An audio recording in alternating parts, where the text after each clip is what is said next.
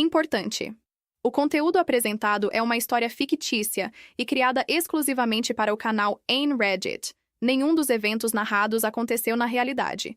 Criado apenas para entretenimento. Ela largou a faculdade aos 22 anos. E a família nunca esqueceu. Por 12 anos foi tratada como o fracasso da família, a que não tinha futuro, a que precisava de conselho não solicitado e livro de autoajuda de presente de Natal. O que ninguém sabia é que, enquanto duvidavam, ela construía. E a verdade veio à tona numa ceia de Natal do jeito que ninguém esperava. Meu pai nunca acreditou na minha empresa. Quando finalmente descobriu o tamanho dela, mandou um advogado pedindo para ser sócio. Aqui está o que eu fiz. Eu tinha 34 anos quando meu nome apareceu na capa da Forbes Brasil. Não a edição principal, a edição regional, a que circula em São Paulo e chega dobrada nas mesas de café de executivos que acham que conhecem tudo sobre todo mundo. Uma foto minha em frente ao escritório novo. Braços cruzados, olhar direto para a câmera. O tipo de foto que minha mãe teria emoldurado se eu fosse médica ou advogada. Ela não emoldurou. Soube que a edição tinha chegado na casa deles porque minha prima Letícia me mandou uma mensagem às 23h de uma quinta-feira com um único emoji. Não respondi. Deixa eu voltar um pouco, porque essa história não começa na Forbes. Começa muito antes, numa mesa de jantar com toalha de plástico floral e o cheiro de frango assado misturado com aquela tensão específica que só existe nas casas onde o amor vem acompanhado de condições. Cresci em Campinas, filha do meio de 3. Minha irmã mais velha, Renata, formou em Direito, casou com um homem de família conhecida e mora num apartamento de 180 metros no Cambuí. Meu irmão mais novo, Felipe, fez engenharia civil seguindo os passos do meu pai e hoje trabalha na construtora da família como se aquele cargo tivesse sido talhado para ele desde antes de nascer, o que, olhando bem, provavelmente foi. E eu, Marina. Marina, que entrou na faculdade de administração, ficou 2 anos e saiu numa tarde de março sem avisar ninguém, com uma mochila de notebook e a certeza irritante de que estava tomando a decisão certa. Não era certeza de verdade. Era mais aquela mistura de desespero e intuição que as pessoas só conseguem identificar pelo nome depois que deu certo. Na época parecia loucura pura. Meu pai descobriu quando a faculdade ligou, cobrando uma mensalidade atrasada. Ele ainda pagava. Eu já tinha parado de ir faz 3 meses. O silêncio que veio depois da ligação durou 6 dias. No 7º, ele me chamou para conversar na varanda, e foi a conversa mais curta que tivemos na vida inteira. Você vai voltar para a faculdade? Não vou. Marina. Pai, eu tenho uma empresa. Pequena ainda, mas está crescendo. Eu não consigo fazer os dois. Ele olhou para mim como se eu tivesse dito que pretendia viver numa árvore. Depois suspirou, se levantou. E antes de entrar de volta para casa, disse uma frase que ficou tatuada em algum lugar atrás do meu externo. Espero que você saiba o que está fazendo, porque quando isso não der certo, não venha pedir ajuda. Isso não. Quando? A empresa que eu tinha largado a faculdade para tocar se chamava, naquela época, Fluxo Simples. Um nome que eu mesma achava feio, mas que tinha surgido às 2 da manhã num bloco de notas, enquanto eu tentava resolver um problema que ninguém ao meu redor entendia direito. O problema era esse. Pequenas empresas no Brasil morriam afogadas em burocracia financeira. Não por falta de produto, não por falta de cliente, mas porque o dono não sabia emitir nota, não entendia o fluxo de caixa, não conseguia navegar no emaranhado de obrigações fiscais que mudavam toda semana. Eu tinha visto isso de perto. Primeiro no negócio de costura da minha tia, depois numa padaria do bairro onde trabalhei aos 19 anos para pagar minha parte do aluguel quando tentei, brevemente, morar sozinha. A solução que eu estava construindo era simples. Um software que automatizava a gestão financeira para pequenos negócios, com linguagem humana, sem jargão contábil, sem interface que parecia manual de avião. Algo que uma pessoa que nunca tinha estudado administração conseguisse usar em menos de 1 hora. Parece óbvio agora. Em 2013, ninguém apostava nisso. Minha sócia inicial era minha amiga de escola Débora, que estudava ciência da computação e tinha paciência infinita para os meus protótipos malucos. Trabalhávamos no quarto dela, num apartamento que cheirava a café velho e tinha uma janela com vista para o muro do vizinho. A gente ria muito, dormia pouco, comia mal. Durante o primeiro ano, não contei nada para a minha família além do mínimo indispensável. Disse que estava trabalhando em tecnologia, que era uma coisa pequena ainda, que ia ver no que dava. Minha mãe perguntava na mesma voz que usava para falar de frutas murchas no mercado. Mas você vai voltar para a faculdade quando isso terminar, né? Quando isso terminar. Como se fosse uma febre que ia passar. A empresa não terminou. Cresceu. Devagar primeiro, depois de um jeito que assustava até a mim. No terceiro ano, tínhamos 12 funcionários e contratos com mais de 400 pequenos negócios em São Paulo e Campinas. No quinto, Débora e eu tomamos a decisão de aceitar uma rodada de investimento que nos fez perder o sono durante 3 semanas seguidas antes de assinar. Eu me mudei para São Paulo. Aluguel caro, apartamento pequeno, conta bancária oscilando entre o razoável e o apavorante conforme o mês. Mas era meu. Era inteiramente, completamente meu. Nas raras vezes que voltava para Campinas, a dinâmica familiar tinha cristalizado numa coisa que eu não sabia nomear, mas reconhecia imediatamente assim que entrava pela porta. Era como se houvesse uma versão de mim afixada na parede daquela casa. Versão desatualizada, versão de 2013, a menina que tinha largado tudo por uma ideia maluca, e essa versão era a que eles enxergavam independente do que eu dissesse ou fizesse. Renata perguntava sobre emprego com aquele tom de quem está sendo gentil, mas acha que a resposta vai ser constrangedora. Felipe às vezes fazia piada. A empreendedora, dizia, com aspas audíveis na voz. Meu pai não perguntava quase nada. E quando perguntava, era com aquela expressão de homem que já tomou partido e está apenas cumprindo o protocolo social. O único que parecia genuinamente curioso era o marido da Renata. Rodrigo.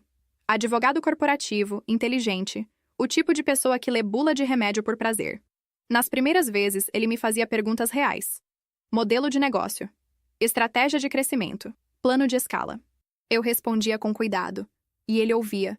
E era estranho e bom ao mesmo tempo ser ouvida assim dentro daquela casa. Mas depois de um tempo, até ele parou de perguntar. Acho que aprendeu que o assunto criava tensão. E Rodrigo era o tipo de homem que preferia harmonia à verdade. Aprendi a não trazer o assunto. Aprendi a responder perguntas com o mínimo, a desviar com uma piada quando alguém pressionava, a dizer, vai indo, quando queriam saber como estava o trabalho. Vai indo. Como se eu estivesse tocando uma banca de revista e não uma empresa que, naquele ponto, tinha ultrapassado a marca de 10 milhões de dólares em receita anual. O Natal que mudou tudo foi o de 2 anos atrás. Minha mãe tinha decidido que aquele ano seria diferente, que a família precisava se reunir de verdade, que estavam todos muito distantes. Mandou mensagens individuais para cada um de nós com um tom que não aceitava recusa. Até preparou um quarto para mim, o que era novidade, porque nas últimas visitas eu ficava num hotel e todos fingiam que era por praticidade. Cheguei na véspera, cansada de uma semana brutal. Tínhamos acabado de fechar uma parceria com uma das maiores redes de franquias do país. E as negociações tinham me deixado com o tipo de exaustão que dorme no corpo por dias. Mas fui. Porque minha mãe tinha pedido. Porque eu ainda, apesar de tudo, queria acreditar que ia ser diferente. A casa estava decorada com aquele esforço específico de quem quer que tudo pareça perfeito nas fotos. Guirlanda na porta, pisca-pisca na janela, a louça boa posta na mesa da sala de jantar que só saía em ocasiões especiais. Minha mãe tinha cozinhado o dia inteiro. Dava para sentir no ar. Renata e Rodrigo chegaram pouco depois de mim com as 2 filhas, a Isabela de 8 anos e a Clara de 5. Que imediatamente encheram a casa de barulho e energia, e aquela graça específica de criança que suaviza qualquer ambiente por pelo menos meia hora. Felipe veio com a namorada nova. Camila, que eu estava conhecendo pela primeira vez. Uma moça simpática que claramente tinha sido informada de que eu era a ovelha negra da família e estava fazendo um esforço visível para ser neutra. A janta foi razoável. Minha mãe tinha feito peru, farofa, arroz de forno. Meu pai abriu um vinho que guardava para ocasiões especiais, e fez aquele brinde de pai de família que soa como um roteiro decorado. Saúde, prosperidade, que o ano que vem seja melhor para todos nós. Eu bebi o vinho e fiquei quieta. O problema começou na sobremesa. Meu pai tinha um ritual nessas reuniões de família.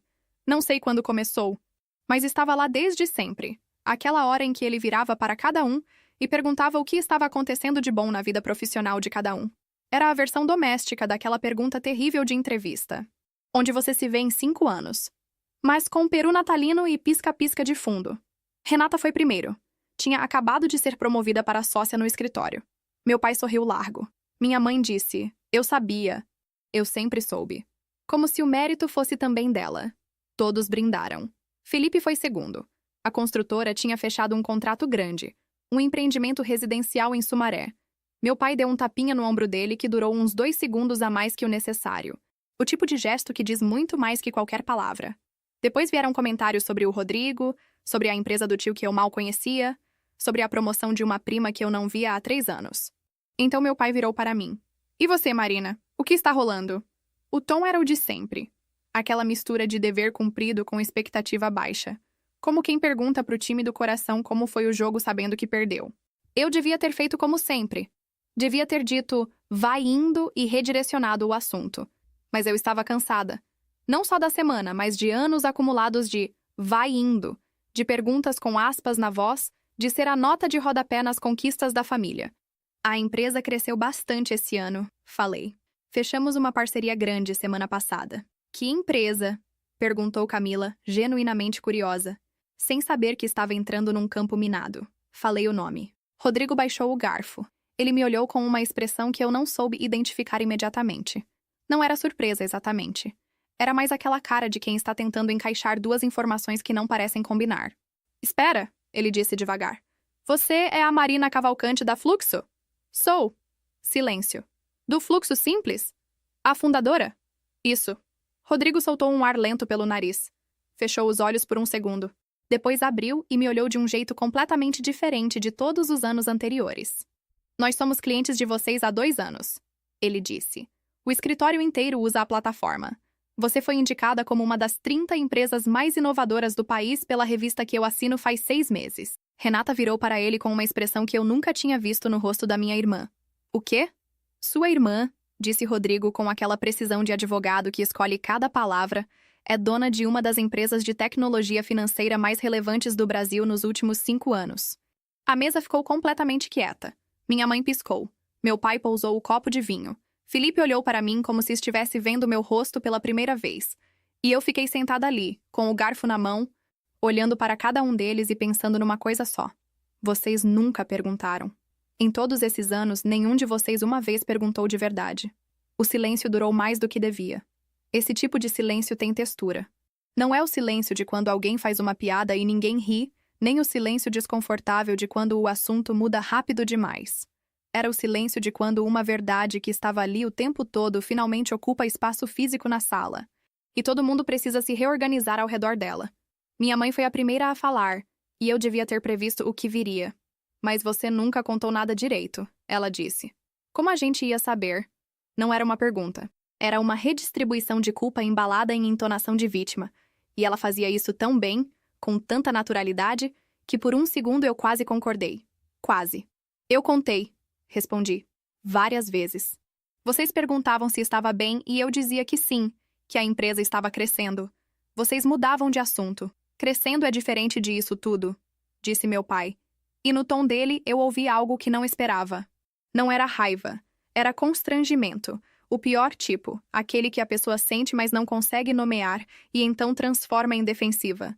Você devia ter explicado melhor. Pai. O quê?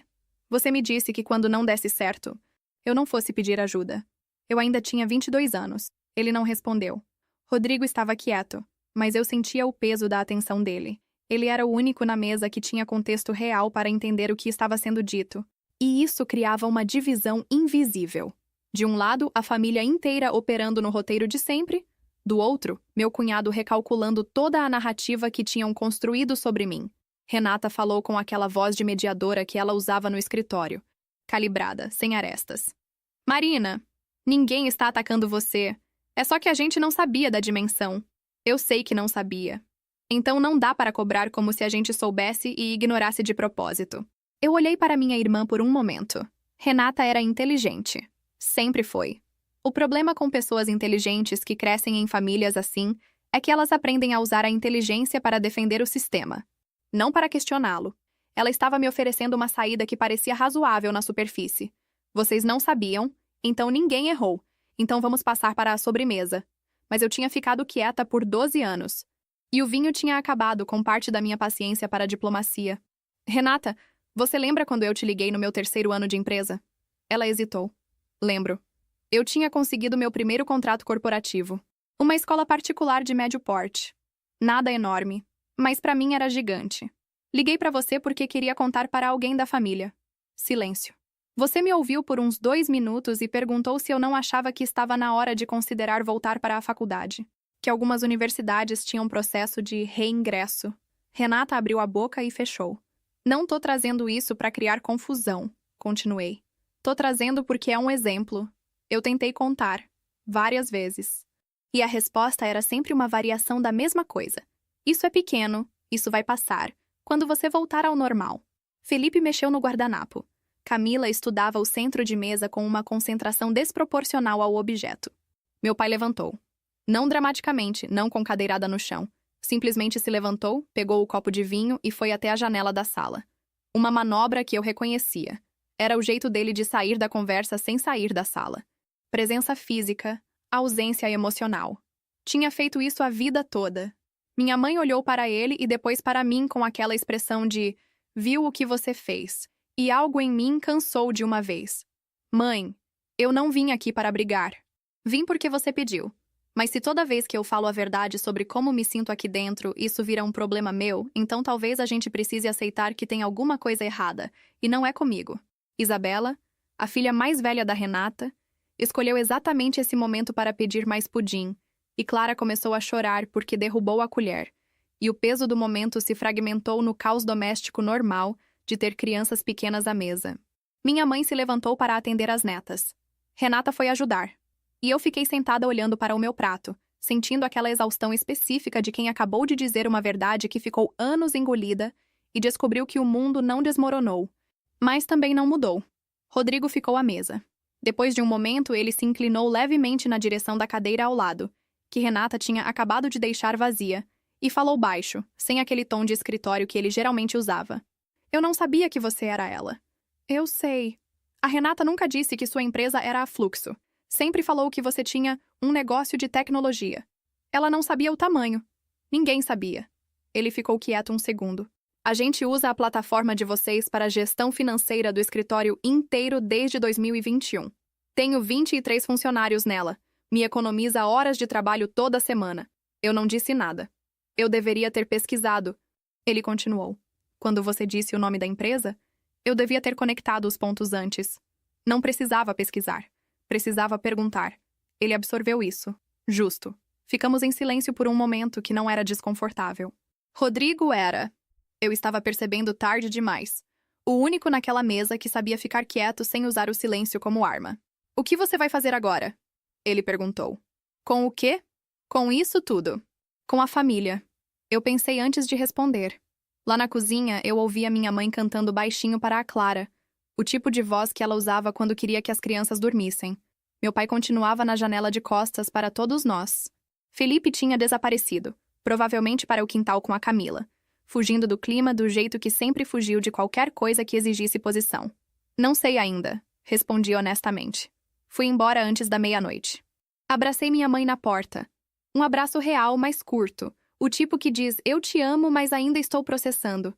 Ela segurou meu rosto nas mãos por um segundo, do jeito que fazia quando eu era criança, e disse: "Você devia ligar mais", como se isso fosse a solução para tudo que tinha sido dito naquela noite.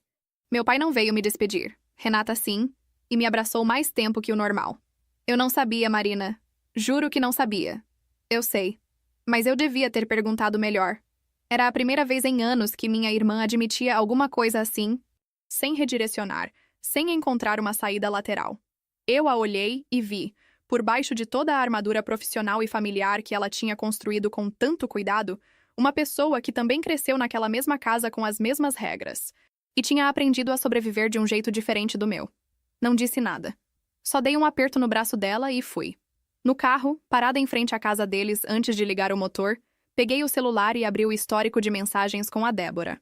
Minha sócia, minha amiga de 14 anos, a pessoa que tinha estado comigo desde o quarto que cheirava a café velho com vista para o muro do vizinho. Mandei uma mensagem curtíssima. Acabou o Natal. Tô bem. Te conto amanhã. Ela respondeu em 30 segundos com um único asterisco. Nosso código antigo de quando não havia palavras, mas havia presença. Liguei o carro e fui. Janeiro passou rápido demais. A parceria que tínhamos fechado antes do Natal estava em fase de implementação, o que na prática significava que eu vivia em reuniões. A equipe tinha crescido mais 18 pessoas nos últimos 6 meses. E a dor do crescimento rápido é real. Processos que funcionavam com 40 pessoas quebram com 58. A cultura que você construiu em anos pode rachar em semanas se você não prestar atenção. Eu prestava atenção. Era a única coisa que eu sabia fazer bem desde sempre. Prestar atenção nos detalhes que os outros achavam pequenos demais para merecer cuidado. Da família, silêncio quase total. Minha mãe mandava mensagens esporádicas, o tipo que não exige resposta elaborada. Uma foto de um pôr do sol. Um áudio curto desejando boa semana. O cardápio do almoço de domingo como se eu morasse na mesma rua. Renata mandou uma mensagem em meados de janeiro que li 3 vezes antes de responder. Dizia: Rodrigo me mostrou o perfil da empresa e alguns artigos. Marina, eu sinto muito por não ter prestado mais atenção. Quando você quiser conversar de verdade, eu quero ouvir. Respondi depois de 2 dias. Obrigada. Vou falar quando estiver pronta. Não estava pronta ainda. Felipe não mandou nada. Isso não me surpreendeu. Mas doeu de um jeito pequeno e constante, como uma pedra no sapato que você aprende a ignorar, mas que nunca some. Meu pai? Nada. Absolutamente nada. Foi em fevereiro que a situação complicou de um jeito que eu não tinha previsto. Eu estava numa reunião de planejamento estratégico quando minha assistente bateu levemente na porta de vidro da sala e fez aquele gesto discreto de "tem algo urgente". Pedi licença, saí, e ela me entregou um post-it com o nome e telefone de um advogado que tinha ligado pedindo para falar comigo pessoalmente. O nome do escritório era o mesmo do Rodrigo. Não era Rodrigo. Descobri quando liguei de volta durante o almoço. Era um colega do escritório dele, um sócio mais sênior que trabalhava numa área diferente. Ele foi direto. Senhora Cavalcante, estou ligando a pedido de um cliente que prefere manter sigilo por enquanto.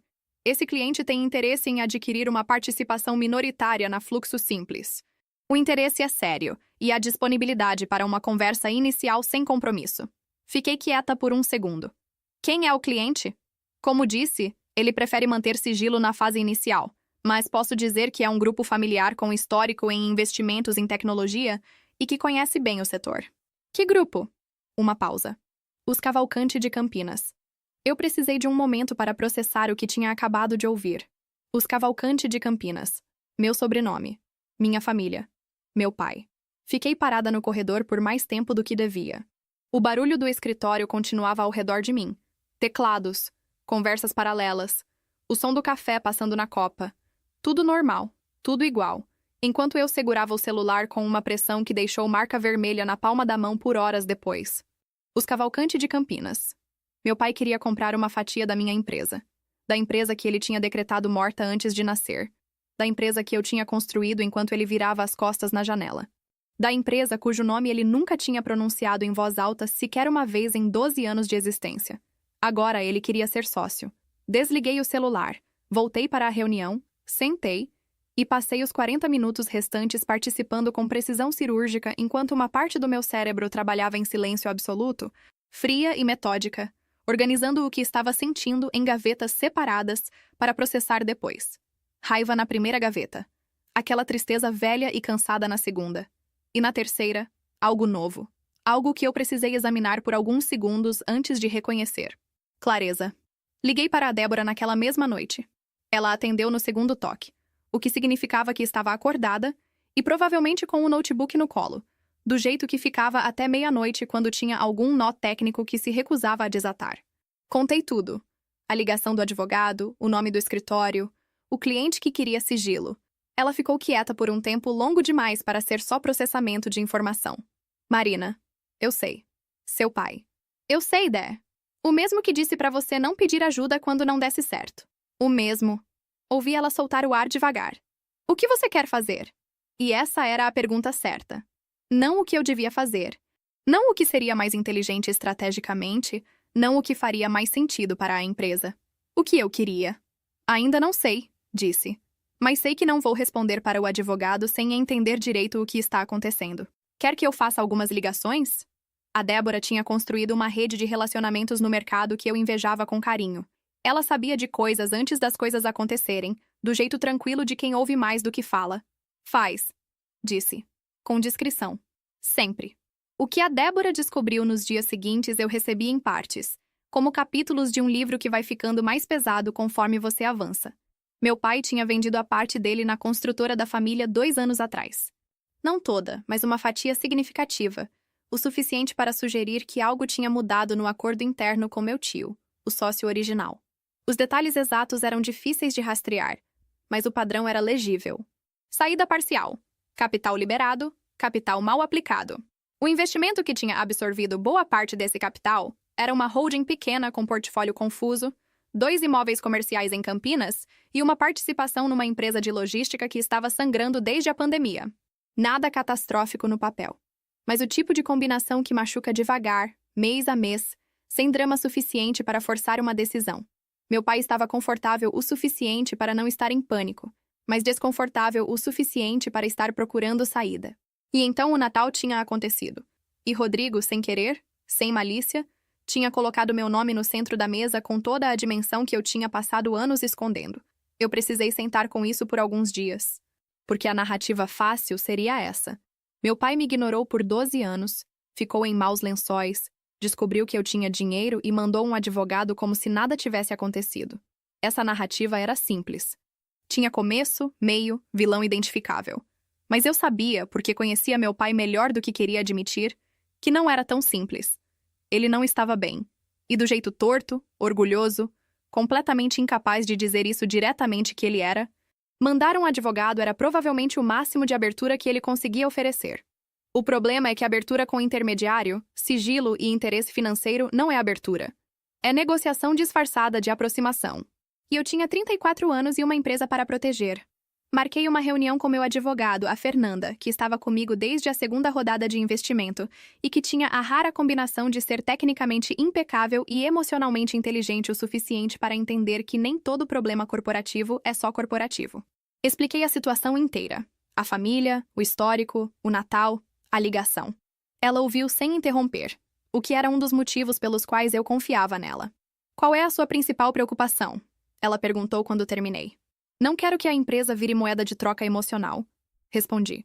Se ele entra como investidor e a relação com a família azeda mais, que é provável, isso cria um nó que vai além de questões societárias. Oh, entendo. E do ponto de vista financeiro, vocês precisam de capital agora? Não, estamos saudáveis. A rodada anterior nos deu fôlego para pelo menos 3 anos no ritmo atual. Então a oferta não é estratégica para a empresa. É pessoal para ele. Exatamente. Fernanda anotou algo. Você quer rejeitar ou quer usar? Gostei da objetividade da pergunta.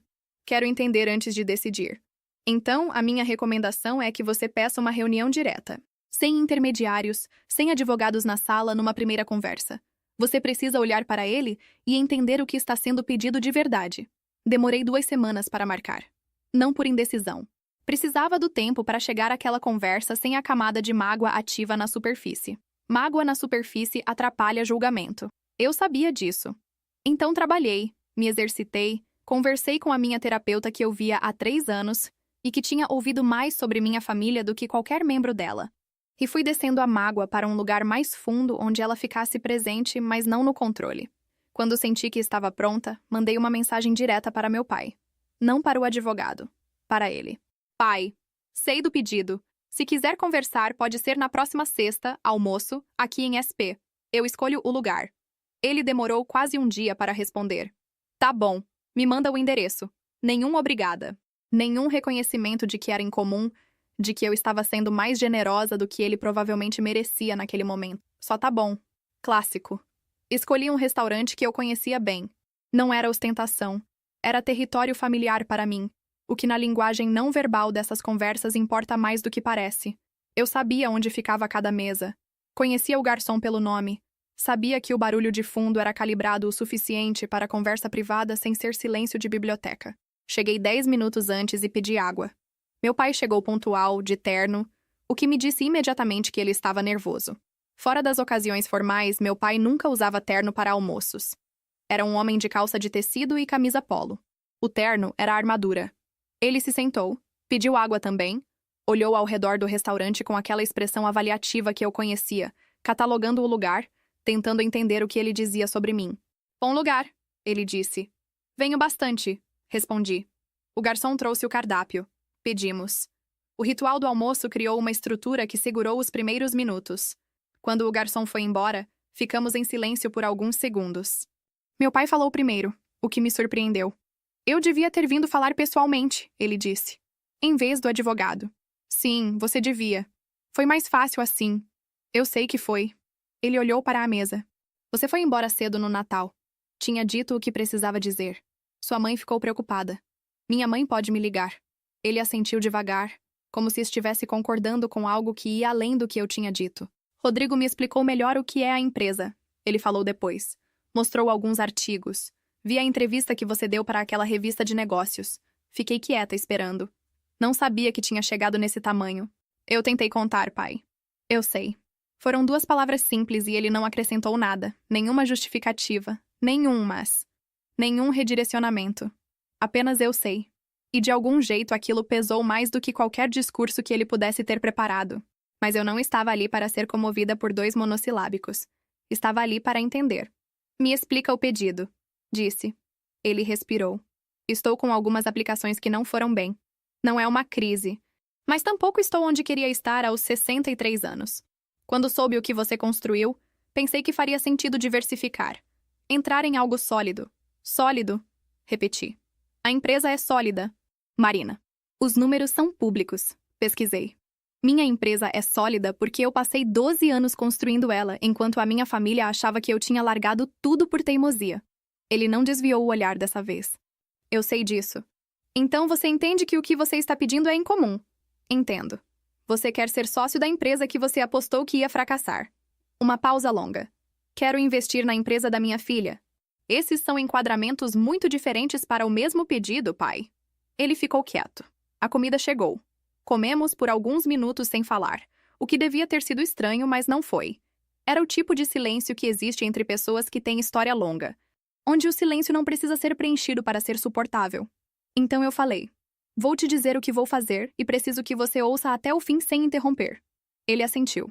Não vou abrir a empresa para você como investidor. Não porque quero punir você, mas porque misturar família com sociedade numa estrutura onde já existe conflito emocional não resolvido é má gestão. Tenho obrigação com meus outros sócios, com minha equipe e com o que construí. Não posso comprometer isso. Meu pai abriu a boca. Eu disse até o fim, falei com calma. Ele fechou. O que vou fazer é diferente. Tenho um fundo de co-investimento que lançamos no ano passado para projetos imobiliários de impacto, infraestrutura para pequenos negócios, espaços de trabalho compartilhado em cidades do interior, esse tipo de coisa. Os retornos são consistentes, o risco é moderado e o perfil bate com o que você tem disponível para alocar. Se quiser, posso fazer com que você entre nesse fundo como investidor padrão, sem tratamento especial, sem voto em decisões operacionais, sem acesso a informações proprietárias da Fluxo. Apenas um investidor entre outros, com os mesmos direitos e as mesmas regras. Meu pai me olhou. Você está me oferecendo uma alternativa. Estou oferecendo a única alternativa que faz sentido sem comprometer o que construí. Por que faria isso? Por que não simplesmente dizer não? Eu pensei antes de responder. Porque a resposta importava. Não para ele, mas para mim. Precisava ser verdadeira. Porque não estou interessada em vingança, pai. Nunca estive. Estou interessada em construir coisas que durem. E se existe uma versão disso que não destrói o que tenho e ainda oferece algo real para você, faz mais sentido do que fechar a porta só para ver a expressão na sua cara. Ele ficou olhando para mim por um tempo. Você cresceu, ele disse, e havia algo na voz dele que eu não sabia nomear exatamente. Não era orgulho, pelo menos não o tipo limpo e direto. Era algo mais complicado. O reconhecimento de que o tempo tinha passado e as coisas tinham tomado uma forma que ele não tinha planejado e não tinha como reverter. Cresci faz muito tempo, pai. Vocês é que não estavam olhando. Ele aceitou a proposta do fundo 3 semanas depois. A entrada foi processada como qualquer outro investidor, via Fernanda, documentação padrão, sem nenhum asterisco indicando o grau de parentesco em lugar nenhum. Meu pai se tornou um número numa planilha, tratado com a mesma diligência e o mesmo distanciamento profissional que todos os outros. Era exatamente o que eu queria. Não era humilhação, era simetria. Durante anos eu tinha sido reduzida a um papel fixo dentro da estrutura familiar. A que tinha saído do trilho, a que precisava de conselhos não solicitados e livros de autoajuda embrulhados em papel vermelho. Agora ele ocupava um papel fixo dentro da minha estrutura. Investidor, sem voto, sem acesso, sem poder de definir narrativa. Era justo de um jeito que não precisava ser gritado para ser sentido. Com a Renata, foi diferente. Ela me ligou em março. Não pelo advogado, não por mensagem. Ligou ela mesma num sábado de manhã quando eu estava fazendo café. Atendi sem saber o que esperar. Posso te contar uma coisa? Ela disse logo de início. Pode. Quando eu era pequena, uns 8, 9 anos, Eu te vi montando aquele negócio de vender desenhos para as vizinhas. Você fazia pacotinhos com laço e tudo, lembra? E eu achei bonito. Mas fiquei com medo de falar porque pai ia achar que era bobagem e você ia ficar envergonhada. Fiquei parada com a xícara na mão. Então não falei nada. Ela continuou. E acho que aprendi a não falar nada sobre as suas coisas porque naquela casa não falar era a forma de proteger. Só que eu errei. Porque proteção que silencia não é proteção. É cumplicidade. Renata. Deixa eu terminar. Eu devia ter sido sua aliada. Eu era mais velha. Eu via como o pai te tratava diferente. E eu escolhi não criar atrito. E sinto muito por isso. Genuinamente. Fiz o café em silêncio enquanto ela esperava. Você era uma criança também, disse por fim. Aprendendo as mesmas regras que eu aprendi. Era. Mas quando cresci, continuei seguindo as regras mesmo quando tinha escolha. Não respondi de imediato. Fui até a janela, olhei para a rua lá embaixo, os prédios da Vila Madalena ainda sonolentos num sábado. Vem me visitar, falei. Traz as meninas. A gente almoça aqui sem agenda. Sem assunto pesado. Só isso por enquanto. Ouvi ela soltar o ar com alívio. Quando? Você escolhe a data. Com Felipe foi o mais difícil. Não porque ele tinha feito mais, mas porque tinha feito menos. A indiferença tem um tipo específico de dor que a hostilidade não tem. A hostilidade pelo menos reconhece que você existe o suficiente para merecer oposição. A indiferença diz que você não é suficiente nem para isso. Ele me mandou uma mensagem em abril. Curta, sem pontuação, do jeito que ele escrevia desde os 20 anos. Vi uma matéria sobre a Fluxo hoje no feed. Faz tempo que não falamos, tá bem? Fiquei olhando para a mensagem por um longo tempo. Tô bem. Você? Também. Trabalhando muito. A Camila e eu vamos casar em outubro. Parabéns. Manda o convite. Mando sim. Não foi uma reconciliação. Não foi uma conversa de fundo. Foi apenas duas pessoas que cresceram na mesma casa decidindo, silenciosamente, que talvez o ponto de partida fosse o de não ser estranho. Era pouco. Era o que tinha. Às vezes, recomeço precisam ser pequenos para serem reais. Em maio, a Fluxo Simples completou 11 anos. Não fizemos festa grande. Fizemos o que sempre fazíamos. Reunião de equipe na tarde de uma sexta-feira, retrospectiva honesta do ano, cada pessoa falando o que tinha orgulho e o que queria mudar. O tipo de conversa que eu nunca tinha tido com minha própria família, mas que aprendi a cultivar com as pessoas que escolhi ao redor de mim. No final, a Débora levantou o copo de suco, porque ela não bebia em dias de semana e disse: 11 anos atrás, duas pessoas num quarto fedorento acharam que conseguiam resolver um problema que ninguém achava importante. Obrigada por não ter me deixado desistir quando eu queria desistir. Você nunca quis desistir, respondi. Queria todo dia. Só não falava para não te desanimar. Todo mundo riu. Eu também ri. E era o tipo de riso que vem de um lugar fundo. Sem esforço, sem performance. A Forbes saiu em setembro. Desta vez eu soube antes. A jornalista tinha passado 3 semanas me entrevistando, visitado o escritório, conversado com a equipe, com clientes, com a Débora. A matéria era sobre trajetórias não lineares no empreendedorismo brasileiro, e minha história estava no centro. A que saiu da faculdade, a que não tinha mapa, a que construiu de qualquer jeito. Quando o link ficou disponível, mandei para a família inteira no grupo que eu tinha silenciado faz 2 anos, mas nunca saído. Sem comentário. Só o link. Minha mãe respondeu em 3 minutos com um coração vermelho. Renata mandou um áudio de 40 segundos com a voz levemente embargada dizendo que estava com orgulho e que as meninas tinham perguntado se podiam fazer projeto escolar sobre a tia Marina. Felipe mandou. Meu pai demorou mais. Quase 1 hora.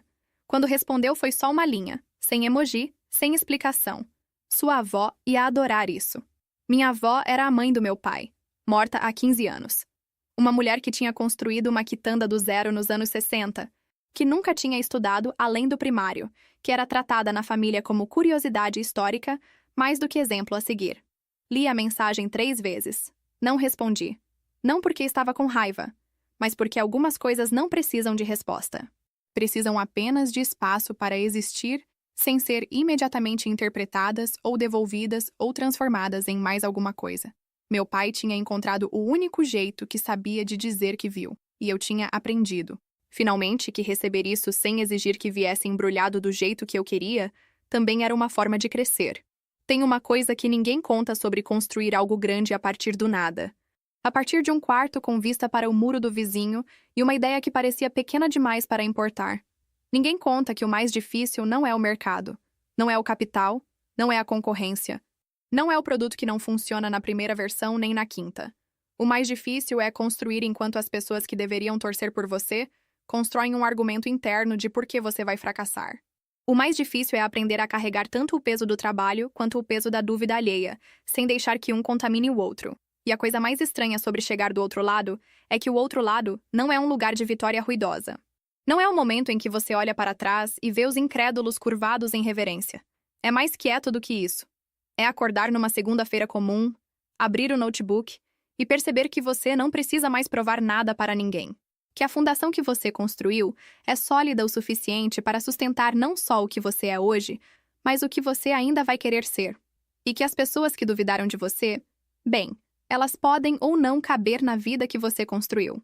Não como personagens da sua vingança. Não como alvos do seu sucesso. Apenas como gente. Imperfeita, atrasada, tentando do jeito torto que sabe. Assim como eu, em muitas coisas. Assim como todos nós.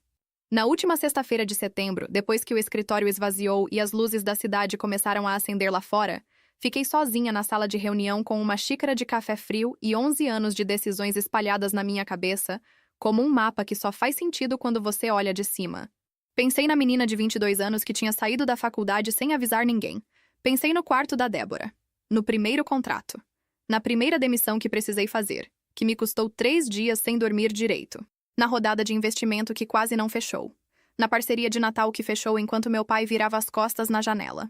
Pensei no livro de autoajuda que alguém, numa mesa diferente, em outra história que não era minha, mas que reconhecia, tinha recebido embrulhado em papel de presente. Pensei na minha avó e na quitanda que ela construiu sem mapa, sem investidor, sem ninguém perguntando como ela estava indo. E pensei que talvez seja isso. A gente não constrói apesar das pessoas que duvidaram da gente. A gente constrói e pronto. As dúvidas alheias ficam do lado de fora, na calçada, enquanto a obra sobe. E quando tudo está de pé, quando as paredes estão firmes e as janelas dão para uma vista que você nunca imaginou que seria sua, você pode, se quiser, abrir a porta. Não para provar que chegou, só porque chegou. O que essa história revela não é sobre dinheiro nem sobre sucesso. É sobre algo muito mais comum e muito mais silencioso. A tendência que famílias têm de congelar quem você era no momento em que você quebrou alguma expectativa delas. A Marina não era invisível por acidente. Era invisível por conveniência. Enquanto ela permanecia como a que largou tudo, ninguém precisava questionar os próprios critérios de valor. O incômodo real não foi descobrir que ela tinha uma empresa grande. Foi descobrir que estavam errados há 12 anos. E que o silêncio deles não foi proteção. Foi escolha. Se você estivesse no lugar dela, teria deixado o pai entrar como investidor ou fechado a porta de vez? Comenta aqui embaixo, porque essa decisão diz muito sobre como cada um de nós lida com quem nos falhou.